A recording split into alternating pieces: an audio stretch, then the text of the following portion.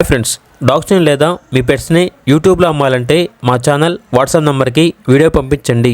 అలాగే మన ఛానల్ని ఇంకా సబ్స్క్రైబ్ చేయకపోతే వెంటనే సబ్స్క్రైబ్ చేసి పక్కనే ఉన్న బెల్ ఐకాన్ని యాక్టివేట్ చేయండి. Friends, let's start the video.